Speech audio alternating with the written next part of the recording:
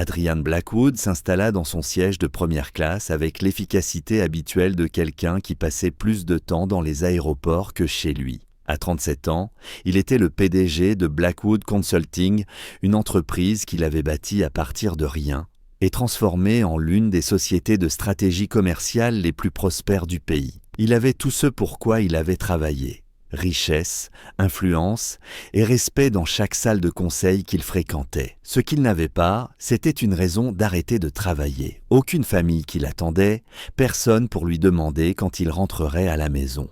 Ses parents étaient décédés depuis des années et il n'avait jamais trouvé le temps de se marier ou d'avoir des enfants. L'amour demandait de la présence, de l'attention, de la vulnérabilité, des luxes qu'Adrian avait décidé depuis longtemps qu'il ne pouvait pas se permettre pendant qu'il construisait un empire. Le vol de nuit de New York à San Francisco était presque vide en première classe.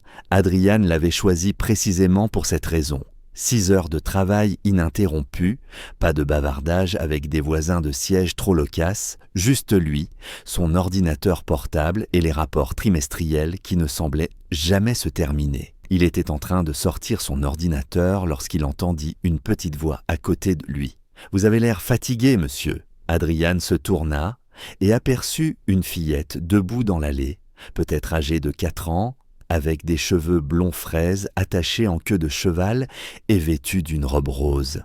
Elle portait un petit sac à dos vert décoré d'animaux de dessins animés et le regardait avec cette franchise directe, pure et désarmante que seuls les enfants possèdent. « Je vais bien, merci », répondit Adrian poliment, cherchant du regard un parent ou un tuteur. Le siège à côté de lui était vide et la rangée derrière l'était aussi. « Ma grand-mère dit que les gens qui travaillent trop ont les yeux fatigués », continua la fillette, observant son visage avec sérieux. « Vous avez des yeux fatigués ?» Malgré lui, Adrian esquissa un léger sourire. « Ta grand-mère semble très sage. »« Où est-elle ?»« Elle est au ciel, » répondit la fillette simplement. « Elle y est allée le mois dernier. Maintenant, il n'y a plus que moi et maman. » La poitrine d'Adrian se serra devant la simplicité avec laquelle elle livrait cette information, comme si elle parlait de la météo. « Je suis désolé d'apprendre cela. Ce n'est pas grave. » dit la fillette. « Grand-mère a dit qu'elle veillerait toujours sur nous. Vous y croyez, vous ? Aux gens qui nous regardent depuis le ciel. » Avant qu'Adrian ne puisse répondre, une hôtesse arriva avec une jeune femme à sa suite. La femme avait l'air épuisée. Ses cheveux blonds tirés à la hâte, ses yeux rougis, comme si elle avait pleuré récemment. Elle portait un jean, un simple pull et un sac usé. « Sophie, tu ne peux pas t'éloigner comme ça, » dit-elle, mêlant soulagement et exaspération dans sa voix. Elle adressa à Adrian un regard désolé. « Je suis vraiment désolée. » Elle s'est éclipsée pendant que je rangeais nos bagages dans le compartiment au-dessus des sièges. « J'espère qu'elle ne vous a pas dérangé. »« Pas du tout, » répondit Adrian. Et il se rendit compte qu'il le pensait vraiment. Nous étions simplement en train de discuter. Je lui ai dit qu'il avait les yeux fatigués, annonça fièrement Sophie. Comme disait grand-mère à propos des gens qui travaillent trop. Les joues de la femme rosirent. « Sophie, ce n'est pas poli de dire ça aux inconnus. »« Mais c'est vrai, maman, » protesta Sophie. « Tu dis toujours qu'il faut dire la vérité. Vos sièges sont à l'arrière, madame, » indiqua l'hôtesse en désignant la section économique. « Attendez, » dit Adrian spontanément, « et si vous et votre fille veniez vous asseoir ici ? J'ai toute la rangée pour moi, il y a largement de la place. » Les yeux de la femme s'écarquillèrent. « Nous ne pouvons pas accepter... »« Je vous y invite, » coupa doucement Adrian. Et puis, Sophie et moi étions en pleine discussion philosophique sur le paradis. Ce serait impoli de l'interrompre maintenant. L'hôtesse hésita, mais Adrian sortit son téléphone et fit un appel rapide. En quelques minutes, la mise à niveau fut réglée et Sophie et sa mère s'installèrent à côté de lui. « Je m'appelle Charlotte Hayes, » dit la femme en lui tendant la main. « Et vous avez déjà rencontré Sophie, qui, apparemment, n'a aucun filtre quand il s'agit de commenter l'apparence des inconnus. »« Adrian Blackwood, » répondit-il en lui serrant la main. « Et elle a raison, j'ai les yeux fatigués. Je travaille sans relâche depuis 3 mois. »« Que faites-vous dans la vie ?» demanda Charlotte tandis que Sophie sortait des cahiers de coloriage de son sac. « Je dirige une société de conseil, nous aidons les entreprises à améliorer leur stratégie. C'est un travail exigeant, beaucoup de voyages, de longues heures. »« Ça doit être solitaire, » dit Charlotte doucement. Et quelque chose dans sa voix laissait entendre qu'elle savait ce que c'était, la solitude. Ça l'est, admit Adrian, surpris de sa propre franchise. Mais c'est le choix que j'ai fait. Et vous, au fil de l'heure suivante, alors que l'avion prenait son altitude de croisière et que la nuit assombrissait les hublots, Adrian apprit l'histoire de Charlotte. Elle vivait à New York avec sa mère et travaillait comme graphiste indépendante à domicile pour pouvoir s'occuper d'elle, atteinte d'un cancer. Sa mère était décédée il y a 1 mois. Et Charlotte partait s'installer à San Francisco pour recommencer à zéro, trouver un emploi stable et offrir à Sophie un nouveau départ loin de l'appartement chargé de souvenirs de perte. « J'ai peur, avoua Charlotte à voix basse, pour que Sophie n'entende pas. J'ai un peu d'économie et quelques clients en freelance, mais aucun emploi en vue. Je ne connais personne à San Francisco. C'est juste moi et Sophie contre le monde. Cela demande un courage incroyable, dit Adrian. Ou une incroyable stupidité. Charlotte répondit avec un rire triste. Je ne sais pas encore lequel des deux. Sophie, qui coloriait calmement, leva soudain les yeux vers Adrian. Vous avez une famille, monsieur Adrian ? Sophie, prévint Charlotte. Mais Adrian leva la main. Ce n'est pas grave. Non, Sophie, je n'ai pas de famille. Il n'y a que moi. C'est triste, dit Sophie, avec la franchise brutale propre aux enfants. Tout le monde a besoin d'une famille, même une petite. Moi et maman, on est une petite famille, mais on en est une quand même. Tu as raison, répondit Adrian, sentant quelque chose se fissurer dans sa poitrine. Vous pourriez être notre amie, suggéra Sophie. Les amis, c'est presque comme une famille. Sophie, monsieur Blackwood est un homme occupé, dit doucement Charlotte. Je suis sûre qu'il a des choses importantes à faire quand nous atterrirons. Adrian regarda la fillette qui avait su remarquer sa fatigue en quelques secondes à peine, et sa mère, courageuse et déterminée à tout recommencer avec pour seule arme l'espoir. Il pensa à son grand appartement vide de San Francisco, au travail qui l'attendrait encore demain, qu'il s'y attelle ou non ce soir. En fait, dit-il lentement, je n'ai rien d'urgent de prévu, et je connais bien San Francisco. Si vous voulez, je pourrais vous aider à vous installer, vous faire visiter un peu, vous conseiller sur les quartiers, les écoles pour Sophie. Charlotte hésita. C'est très gentil, mais nous ne voulons pas abuser.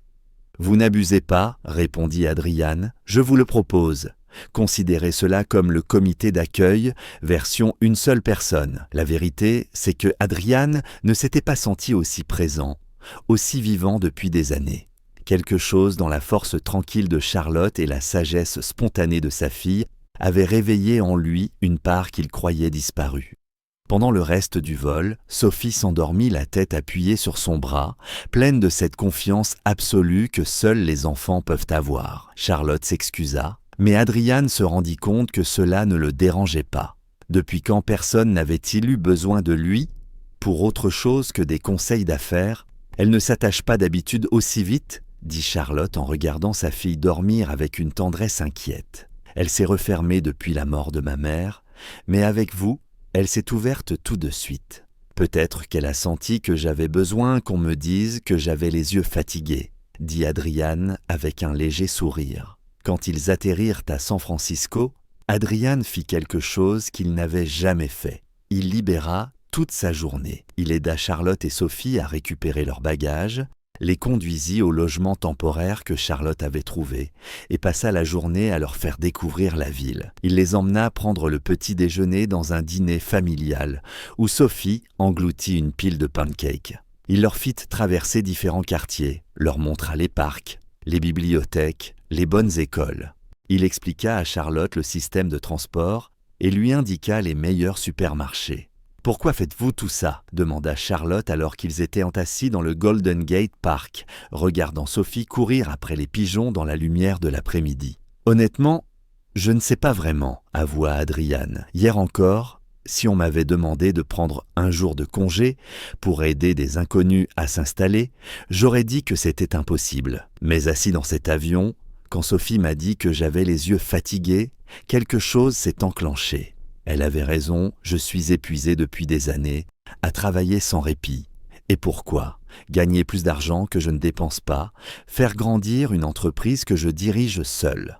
C'est plus que de la gentillesse, insista Charlotte. Vous ne nous connaissez même pas.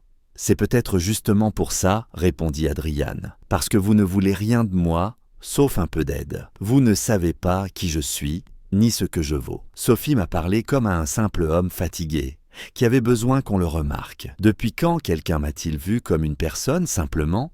Au fil des semaines suivantes, Adriane trouva 1000 excuses pour revoir Charlotte et Sophie. Il aida Charlotte à installer son bureau, la mit en relation avec des clients potentiels grâce à son réseau et lui présenta des gens susceptibles de l'aider à se relancer. Mais plus encore, il devint une part de leur petite famille. Il assista au premier jour d'école de Sophie, apporta des plats à emporter quand Charlotte croulait sous le travail et lut des histoires à Sophie le soir, faisant des voix drôles qui la faisaient rire jusqu'au hoquet. « Vous avez changé depuis l'avion » remarqua Charlotte un soir, après que Sophie se fut endormie. Ils étaient assis sur le petit balcon, les lumières de la ville brillant au loin. « Ah oui, en quoi ?» demanda Adriane. « Vous souriez maintenant, de vrais sourires, pas ceux que vous réservez aux réunions d'affaires.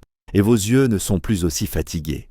C'est parce que j'ai réduit mes heures de travail de moitié, » avoua Adriane. « Mes associés pensent que j'ai perdu la tête. » Mais j'ai compris que Sophie avait raison.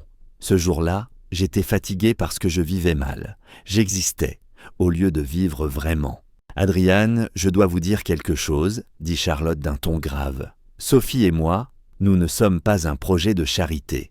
J'apprécie tout ce que vous avez fait, mais je ne veux pas que vous nous aidiez par devoir ou par culpabilité. » « C'est ce que vous croyez ?» demanda Adriane en se tournant vers elle. « Charlotte, vous aider, passer du temps avec vous deux, c'est la chose la plus sincère et la plus importante que j'ai faite depuis des années. Vous m'avez donné quelque chose dont je ne soupçonnais même pas le manque. Quoi donc? Une raison de quitter le travail à l'heure, une raison de m'intéresser à autre chose que le prochain contrat. Une famille, même si elle n'a rien d'officiel, même si tout a commencé avec une petite fille. Quand tu m'as dit, dans cet avion, que j'avais l'air fatigué, les yeux de Charlotte se remplirent de larmes. Nous tenons à toi aussi, Adriane. Sophie parle de toi sans arrêt. Hier encore, elle m'a demandé si tu pouvais devenir son papa. Qu'est-ce que tu lui as répondu ? Demanda Adriane, le cœur battant à tout rompre. Je lui ai dit que les relations étaient compliquées, qu'il fallait aller doucement. Mais Adriane, j'ai besoin que tu sois honnête avec moi. Es-tu ici parce que tu tiens vraiment à nous ou parce que nous comblons un vide dans ta vie? Les deux, répondit-il avec franchise. Vous comblez un vide que je refusais d'admettre. Mais Charlotte, cela ne rend pas mes sentiments moins sincères. Je tiens à Sophie comme si c'était ma propre fille et je suis tombé amoureux de toi d'une façon que je croyais impossible. Tu es courageuse, forte et tu m'as montré ce qui compte vraiment dans la vie. J'ai peur, murmura Charlotte. J'ai vécu seule si longtemps, en prenant chaque décision moi-même, en protégeant Sophie des déceptions. Et si ça ne marchait pas? Et si tu te rendais compte que nous étions trop de responsabilités, trop de fardeaux? Vous n'êtes pas un fardeau, dit Adriane d'une voix ferme. Tu es un cadeau que je ne mérite pas, mais dont je suis reconnaissant chaque jour. 6 mois plus tard, Adriane fit sa demande en mariage. Pas dans un restaurant chic, ni dans un lieu exotique, mais dans le même parc, où il avait regardé Sophie courir après les pigeons le premier jour de leur arrivée à San Francisco. Sophie faisait partie du plan. Elle tenait la boîte contenant la bague et peinait à contenir son excitation. Quand Charlotte dit oui, les larmes de joie aux yeux, Sophie les serra dans ses bras et déclara « Maintenant, on est une vraie famille. » Et les yeux de monsieur Adriane ne sont plus fatigués. Elle avait raison. Les yeux d'Adriane n'étaient pas plus fatigués, car il avait enfin trouvé une raison de rester éveillé. Une petite fille qui avait vu son épuisement, et une femme qui lui avait appris que le succès sans lien humain n'est qu'une forme coûteuse de solitude. Le jour de leur mariage, Sophie fut demoiselle d'honneur. Dans ses vœux, Adriane la remercia d'avoir dit à un inconnu qu'il avait l'air fatigué, d'avoir eu assez de cœur pour dire à un homme qu'elle ne connaissait pas une vérité, qu'il fuyait lui-même. Parfois, dit-il en regardant Sophie avec tendresse, les mots les plus importants viennent des plus petites voix, et parfois, la famille qu'on est destiné à avoir nous trouve dans un avion à minuit, nous offrant ce dont nous ignorions avoir besoin. Une vérité dite avec compassion et une invitation à faire partie de quelque chose de plus grand que soi. C'est ce que Sophie lui avait offert Pas seulement une remarque sur des yeux fatigués, mais une invitation à cesser de fuir, à se reposer, à rejoindre une petite famille prête à accueillir un étranger et à lui montrer ce qu'est la vraie vie, quand on arrête enfin de travailler et qu'on commence à vivre. Si cette histoire vous a touché, n'oubliez pas de cliquer sur « J'aime » et de vous abonner à la chaîne pour découvrir d'autres récits émouvants, intenses et pleins de surprises. Dites-nous en commentaire d'où vous nous regardez dans le monde, nous aimons vous lire. À très bientôt, restez bienveillants, restez curieux et continuez à nous suivre.